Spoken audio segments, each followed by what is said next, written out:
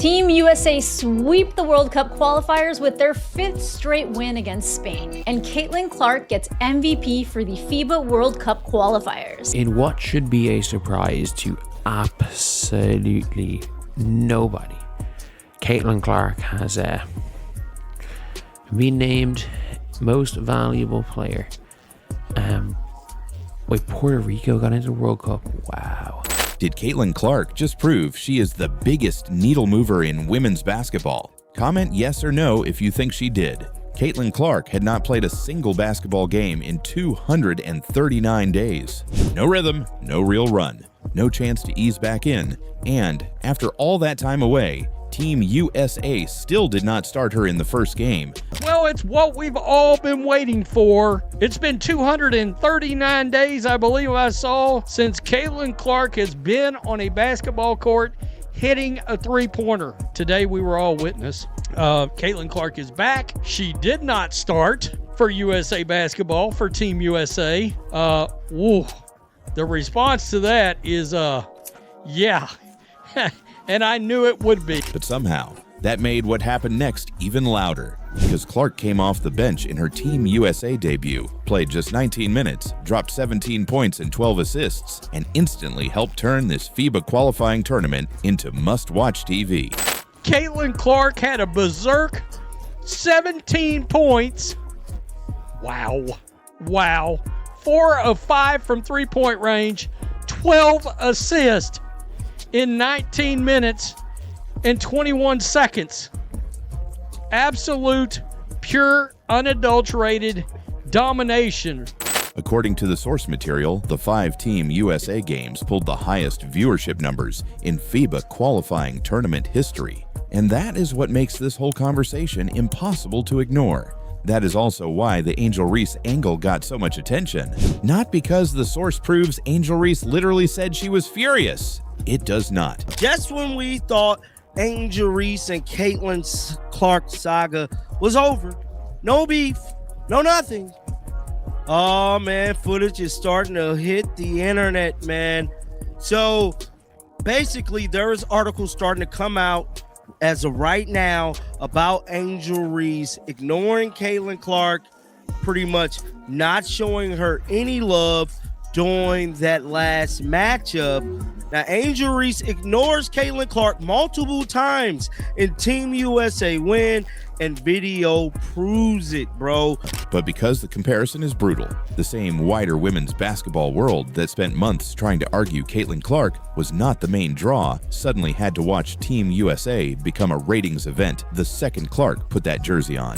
And I did see that the MVP did come out, and guess who it is? Caitlin Clark! Wow! They also did an All-Star 5, which consists of Megan Gustafson, Cecilia Zandalicini, Caitlin Clark, Kelsey Plum, and Chalker, 4 out of 5 play for the WNBA. FIBA has really been promoting Caitlin. They were showing so many highlights on their socials, and I think that it was a very good decision because honestly, she may not have scored the highest points in every game, but her impact on the game and the tempo that she creates in every game and the excitement that she creates in every game is undeniable. That is where the real story starts, because before Clark ever touched the floor, there were real questions. 8 months away from competitive basketball is not a small layoff. There had been injuries, missed time, and an entire stretch where fans were left waiting. There were questions about rust, questions about timing, questions about explosiveness, questions about whether she would need a few games to look like herself again. That is the context people need to remember. This was not just another debut. This was a return after a long silence. Fans had spent months waiting to see whether Clark would still bend the game the same way, whether the passing vision would still be there, whether the pace would still feel different, whether the gravity would still show up the moment she crossed half court. And then she checked into the Senegal game. That was it. The entire tone changed. In 19 minutes off the bench, Clark finished with 17 points and 12 assists. The source also says she had 0 turnovers in the first half and broke 5 FIBA records before even hitting the 20-minute mark. 2 of those records stand out the most. Most assists ever by a bench player in FIBA history, and most assists in a Team USA senior national team debut, men or women. That is not hype. That is a historic first impression. But the numbers only tell part of it.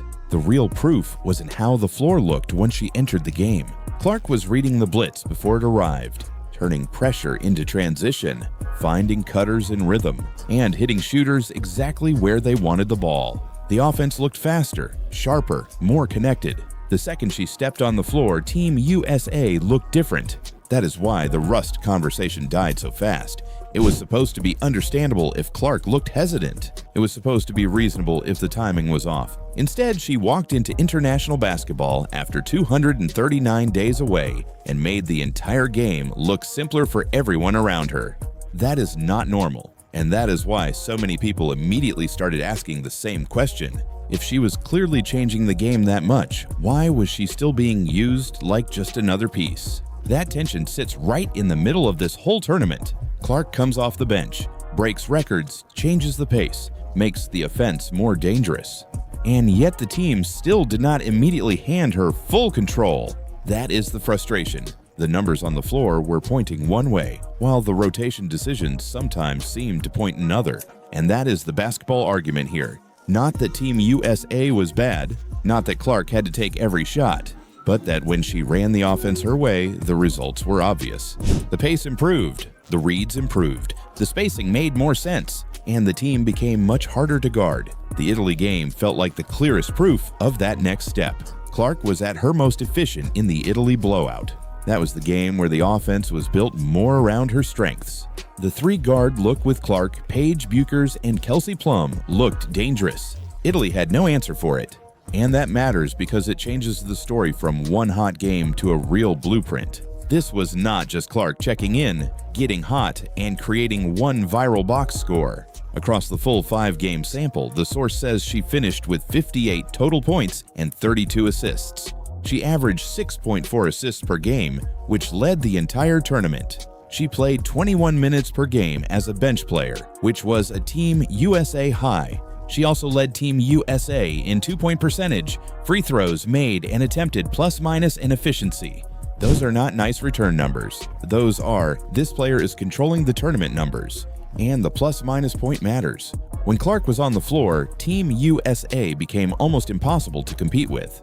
That is one of the cleanest ways to cut through role arguments and minutes debates. Whatever the rotation said, the impact said something else. Now bring that back to the ratings conversation, because this is where the Angel Reese title makes emotional sense, even if the stronger factual case is really about audience power. The source argues that Clark's Team USA return pulled viewership levels that embarrassed the numbers from Unrivaled and silenced the idea that interest in women's basketball is spread evenly across all stars. Its point is simple.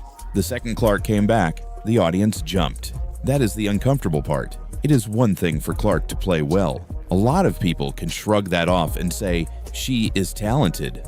Fine. But when the ratings move with her too, that becomes a different conversation. That becomes market power. That becomes proof that fans were not just waiting for women's basketball in general. They were waiting for this player.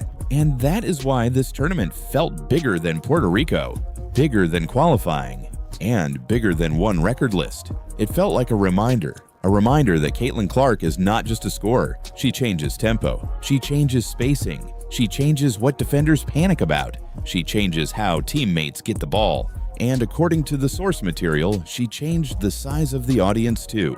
That is a rare kind of influence. Then came the final stamp, Tournament MVP. At that point, the award almost felt like a formality. The debut already told the story. The full tournament numbers already told the story. The ratings already told the story. The only thing the trophy did was make it official. So no, the biggest takeaway here is not whether Angel Reese personally liked any of this. The biggest takeaway is that Caitlin Clark came back after 239 days away, came off the bench, broke records anyway, won MVP anyway, and dragged the sport's attention right back toward herself anyway. That is what really happened in this tournament. And if Team USA truly learned from it, the next step is obvious. Stop treating Clark like a piece you need to carefully blend in. Build around what she does best. Let everybody else benefit from it. Because every time this tournament gave Team USA a choice, the same answer kept showing up. When Clark touched the ball, the offense got better. When Clark played, the numbers got bigger. And when Clark returned, the whole conversation changed. So let me ask you one more time. Did Caitlin Clark just prove she is the biggest needle mover in women's basketball? Comment yes or no. Quietly admit Caitlin Clark cannot be benched anymore. Comment yes or no if you think they did. Because after what just happened in this FIBA qualifying run, that question does not feel dramatic anymore. It feels obvious. After being away from the game for nearly 9 months, away from competitive action for nearly 9 months, Caitlin Clark comes back and wins FIBA qualifier MVP. While all the other players are staying fresh, staying in the groove, going down to Unrivaled, playing 3v3 gimmick basketball, Caitlin Clark's recovered. 8 months off the floor, fighting illness, coming off the bench in 4 out of 5 games, and Caitlin Clark still walked away as the youngest MVP in FIBA qualifying tournament history. That is not just a nice headline, that is a statement. Because this was not one hot quarter, it was not one lucky night. This was 5 games of proof that Team USA looked different when Clark was on the court. And the final game against Spain may have ended the whole bench debate for good. And the wild part is, Spain actually helped make the case.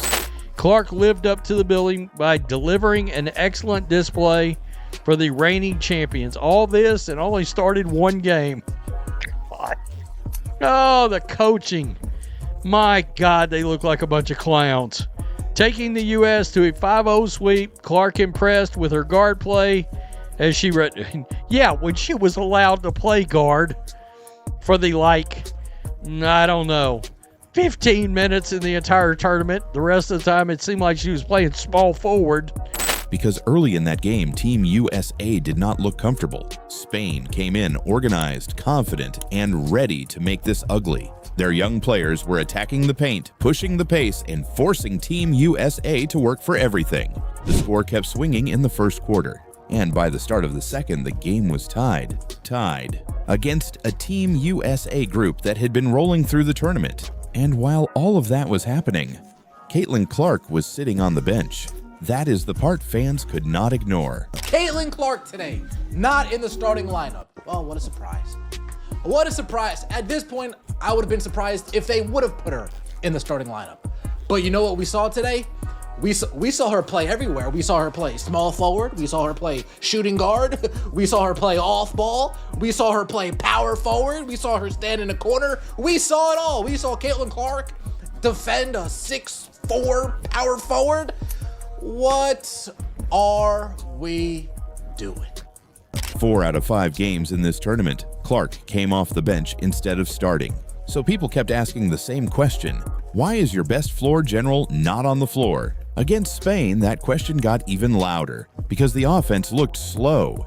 The ball movement looked sticky. The pace was flat. Spain was mixing defensive looks, throwing pressure at the ball, and Team USA looked like it was playing in mud. Then Clark checked in, and the game changed. Not in some vague, feel-good way. It changed in ways you could actually see. The tempo jumped. The pressure Spain was using started turning into fast break chances for Team USA. Clark was reading the defense before it even got set. She was finding the kickout pass, pushing the ball ahead, and forcing defenders to pick their poison. Because once she starts pulling up from that kind of range, the entire defensive structure stretches. You cannot sit back. You cannot load up in the paint. You cannot casually recover. Everything starts bending around her. That is what makes Clark different. It is not just the shot. It is what the shot does to the floor. It drags defenders into places they do not want to be. And once that happens, every pass gets easier, every driving lane gets wider, and every rotation gets harder. Spain was hanging around when Team USA was bogged down. But once Clark got control of the rhythm, the whole game opened up. And that is why the final score, 84-70, almost hides what really happened. It sounds comfortable. It was not comfortable until Clark helped make it that way. That is the real story here. This was not Team USA cruising to a win and everybody playing their part equally. This was Team USA getting dragged into a real game, then looking like itself again once Clark started bending the game in his favor. Every meaningful scoring run in that Spain game came with her on the floor. That matters, because when a close game turns the moment one player enters, that is not random. That is value. And once you step back and look at the full tournament, the case gets even stronger. Clark averaged 11.6 points per game across 5 games. She averaged 6.4 assists per game. That gave her 32 total assists for the tournament. She led Team USA in 2-point field goal percentage. She led them in free throws made. She led them in free throws attempted. She played more minutes than anyone else on the roster. Think about that for a second. The player they kept benching to start games was also the player they trusted most once the game was actually unfolding. And it gets even better. Clark did not just lead Team USA in plus-minus. She led the entire tournament. Every nation, every player, everybody in Puerto Rico. When she was on the floor, Team USA outscored opponents by a margin nobody else in the field could match. Her efficiency rating also led the entire tournament, not just Team USA. The entire field. That is not a popularity contest. That is not people being dazzled by her name. That is 5 games of numbers saying the same thing the eye test was saying. She was the most impactful player there, and that is why the MVP matters so much. Because this award was not handed to Clark just because she is Caitlin Clark. It came while she was still being used in a way that never fully matched her impact. It came with an All-Star 5 selection beside it, and now this is her second MVP in a FIBA sanctioned tournament. That turns this into a pattern, not a one-off. So what does all of this mean now? It means Team USA may have learned something it could not keep dancing around. You can experiment with lineups. You can spread out touches. You can try to balance roles. But when the game gets real, when the offense gets stuck, when the pace disappears, and when the other team starts believing, Caitlin Clark changes the temperature of the game. She speeds it up. She stretches it out. She creates decisions defenses do not want to make. And once she does that, everything starts flowing again. That is not a luxury. That is the engine. And that is why this should excite Indiana Fever fans too. Because if this is what Clark looks like after time off, after illness, after inconsistent starting decisions, and still adjusting back into rhythm, what does a fully healthy, fully unleashed version look like next?